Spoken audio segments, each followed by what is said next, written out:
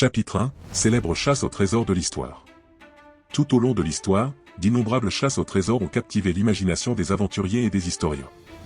L'une des plus célèbres est la quête du trésor perdu du capitaine Kidd. On dit qu'il est enterré dans les Caraïbes, et malgré de nombreuses expéditions, le trésor n'a jamais été trouvé. Une autre chasse légendaire concerne le trésor de Barbe Noire, également connu sous le nom d'Edward Teach. Son butin d'or et d'argent serait caché quelque part le long de la côte des États-Unis. Le puits de l'argent de l'Iloak en Nouvelle-Écosse est peut-être la chasse au trésor la plus énigmatique. Depuis le XVIIIe siècle, les chasseurs de trésors y creusent, trouvant des indices intrigants mais sans trésor. La quête du trésor de Moctezuma, caché lors de la conquête espagnole de l'Empire aztèque, continue d'intriguer les chasseurs de trésors au Mexique. De même, la chasse au trésor de Lima, une vaste fortune que l'on dit cachée par les vicerois espagnols, a inspiré d'innombrables expéditions en Amérique du Sud. Chapitre 2, emplacement des navires pirates célèbres. Les navires pirates sont devenus légendaires, et certains emplacements sont devenus des sites d'importance historique. La Queen Anne's Revenge, le navire amiral de Barbe Noire, a été découverte au large des côtes de la Caroline du Nord en 1996. L'épave a depuis fourni des informations inestimables sur la vie des pirates. Le Black Pearl, un navire fictif de la série Pirates des Caraïbes, est inspiré des exploits réels de navires pirates comme le Ouida, qui a sombré au large de Cap Cod. La Santa Maria, le navire amiral de Christophe Colomb, s'est échoué et a été abandonné en 1492.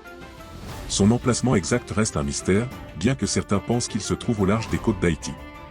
Chapitre 3, que sont devenus les navires pirates célèbres? De nombreux navires pirates célèbres ont eu des fins dramatiques. La Queen Anne's Revenge a sombré en 1718, probablement en raison d'une erreur de navigation de Barbe Noire lui-même. Certains navires, comme le Ouida, ont été pris dans des tempêtes violentes et ont coulé avec leurs trésors. L'épave du Ouida a été découverte en 1984, révélant une multitude d'artefacts pirates. D'autres ont été brûlés ou coulés par leurs propres équipages pour éviter la capture.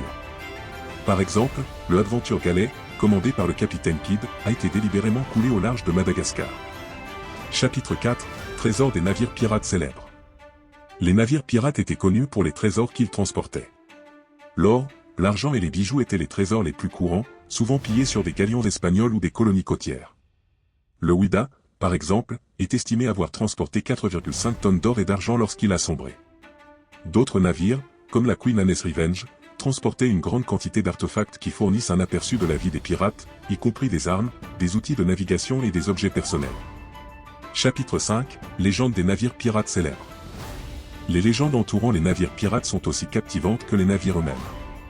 Le Hollandais volant est peut-être le plus célèbre, un navire fantôme condamné à naviguer sur les océans pour toujours. Des apparitions du navire ont été rapportées pendant des siècles, ajoutant à son mystère. Le Joli Roger, le drapeau du navire pirate, est devenu un symbole de la piraterie. Le drapeau noir avec une tête de mort et des os croisés inspirait la terreur dans le cœur des marins. Le navire noir, un autre vaisseau fantôme, est censé apparaître avant les tempêtes, comme un présage de malheur. Chapitre 6, histoire des navires pirates célèbres.